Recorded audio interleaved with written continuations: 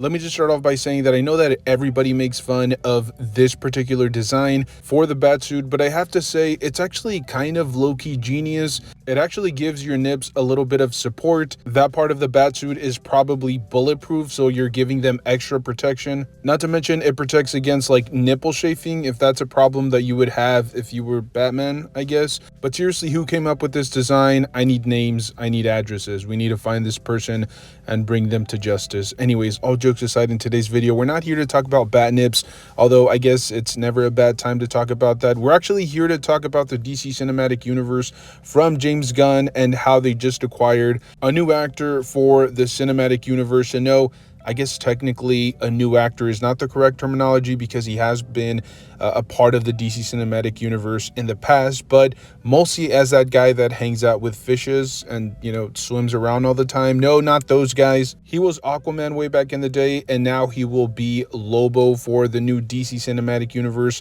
under James Gunn. And for those of you guys that are not too familiar with Lobo, he is a relatively new comic book character. I guess it depends on how you look at, you know, lifespan in terms of comic book characters, but he's only about like 40 something years old, made his debut all the way back in 1983, which, as I said, is relatively young for a comic book character, considering we have some that are, you know, nearing 100 years or well over 100 years, whether in DC comic books or just comic books in general. And on a quick little side note, for those of you guys that are big comic book nerds or like to invest in comic books for future profits, I've always said comic books tend to spike in threes, usually when we get the rumors, when we get confirmation, and then when we finally get a trailer. So if you guys are interested in like investing in this particular comic book, the first appearance of Lobo, it's still relatively affordable. If you're interested in like a 9.8, you should be paying like high 300s to low 400s for his first appearance, and then a raw copy will run you anywhere from like 80 to like 120. There's also his first comic book run. He did get his first solo run in 1990. You can find that one for roughly about like $25 to $40 in good condition raw, and then graded you should be able to find it for high 100s. And then if you're a real cheapo, I guess you can, you know, stick with like the new 52 Lobo comic book run, issue number 1, but that one probably doesn't have a lot of value. You're probably looking at like a $4 to $5 comic book. But I still think that there's one more spike in there, so once the trailer hits, I think those particular comic books will just reach absolutely new heights. Lobo has always been a character that people have spec'd on, and there's always been rumors that he'll have his DC Cinematic live action first appearance, but we have yet to see it up until today. And just to clarify, we at least as far as I'm concerned, we only have 2 confirmations in terms of this particular character. We have Lobo, that's supposed to be in Supergirl, and then we have Millie Alcock, who's supposed to be playing Supergirl. And I should clarify, even though these are the official credits, or so far the official credits for both of these actors for Supergirl, I would not be too surprised if we saw them in like an after credit scene for the newest Superman movie. There's no way that they wait until 2025 to release or to get a look at these characters. I wouldn't be surprised if they have a small little cameo appearance in there. I believe Millie Alcock for sure will have an appearance there, but as far as Jason Momoa as Lobo, I could see him as like an after credit sequence or an after credit appearance in the film, considering James Gunn is from the Marvel Cinematic Universe, and that was kind of a trend that they propagated for a few years. It would also make sense, especially considering Lobo hasn't always been tied to Superman, but they have had their crossovers.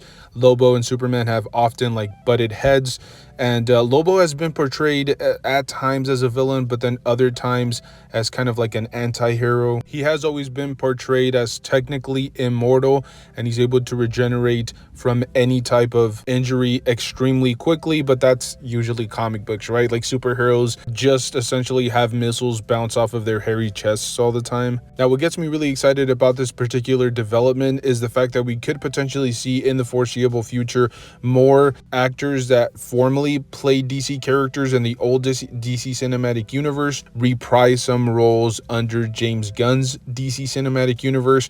Only time will tell if we're able to get something like that, but we could see a lot of them. I mean, I would love to see Ben Affleck return, maybe not as Batman, but have a role in the cinematic universe. Henry Cavill is potentially my favorite Superman, or at least right up there with Reeves. And so I would love to see him return, maybe without that mustache though, just shave that thing off before coming anywhere near a DC project. But you get where I'm going. Like, a lot of these actors did a really good job, and it's just because they were a byproduct of Warner Bros at the time, where they just couldn't get their ducks in a row. They couldn't quite figure out their direction, and so a lot of the time the people that ended up suffering the most ended up being the fans, as well as some of these actors that essentially lost their jobs or their roles to other actors that were incoming. It is worth pointing out, and I did talk about this in my previous video, because we're being led on to believe that James Gunn has a plan for the next like 10 to 15 years in terms of the entire DC universe up on the big screen. And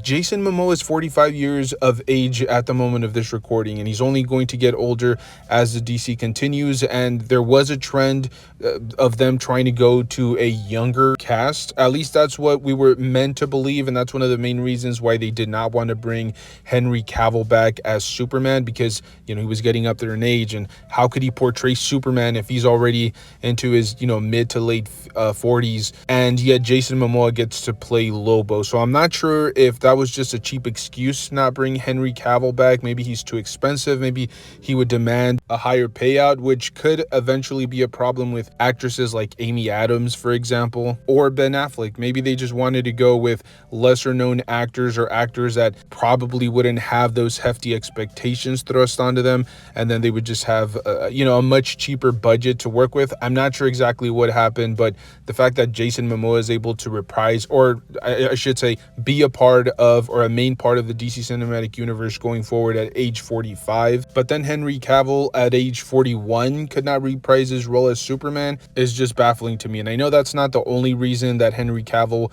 was not brought back, but it's definitely one of the main reasons that the producers and everybody around the project seem to respond with. It's just frustrating, especially coming from a huge Henry Cavill fan like myself. And look, I could make an entire video, and maybe I will in the foreseeable future, about how I definitely feel like Henry Cavill was dealt a really bad hand by Warner Bros. In general. But enough about that nonsense. We're not here to talk about Superman. We're here to talk about Jason Momoa and his role as Lobo. It is also worth mentioning, and I know I haven't touched on this prior, but there were a few comic book runs back in the day, and actually most recently I think there was a comic book run in 2021 that featured some pretty epic battles between Superman and Lobo. So maybe they're building him up to be a semi-villain, maybe akin to what they did with Loki in the MCU, where he started off as somewhat of a villain and then eventually became kind of a hero. Or maybe Lobo is just an evil dude that wreaks havoc in the DC cinematic universe moving forward. I'm very much looking forward to this. I am a huge Jason Momoa fan. He is going to be in the new Minecraft movie, which I know everybody's panning, everybody's just going at, but I personally am pretty excited about this Minecraft movie. As I said, I saw some photographs of the actual set and it looks amazing. I can't wait for it, and I'm also very happy that he's not returning as Aquaman. I just couldn't take that particular character seriously, which is not his fault. It's the writing. It was the way that the directing really wasn't portraying Aquaman the way that I felt he should have, especially compared to his most memorable appearances in comic book form. It's also fun to speculate on his design or his look in the film. I will say James Gunn appears to be veering closer to like their classic suits or their classic iterations in comic book form. We see this a lot with like Guy Gardner, who looks to have like that, beautiful illustrious bowl cut in the trailer. I'm not sure if he's gonna change that haircut later in the movie. But then we also see Superman. We see Krypto, who's a classic character, but that Superman suit definitely has some classic aesthetics to it, especially the cape and just how baggy and loose the suit looks. It just reminds me of like old school vintage comic book appearances, not so much the more modern stuff. Henry Cavill always had that modern flair to him, and so it just depends on your personal palette, your personal taste. But I like the fact that he's going with consistency here, so I wouldn't be too surprised if Jason Momoa's Lobo is extremely accurate to his like first appearances in comic book form. I'm also extremely curious to see whether we're going to actually see the Space Hog in like a trailer or in the actual film. Only time will tell. all of this is pure speculation. But as I said, very exciting to see Jason Momoa returning to the DC Cinematic Universe. What actors would you guys like to see in the big screen return to this universe, or which new ones would you like to see? I'm very curious what everybody has to say. And by the way, on a side note, they are delaying the Reeves Batman universe yet again, so I'll probably make another video on that particular subject. It appears now it's getting moved all the way back to 2027. So very intriguing, very interesting stuff going on in the cinematic universe with James Gunn at the controls. So like I said, just very interesting. We'll talk about that in a separate video. But as always, if you guys enjoy this type of content, make sure to stay tuned because we upload rambling comic book or, movie based stuff pretty consistently. Stay safe out there. I'll see you guys in the next one. Thank you.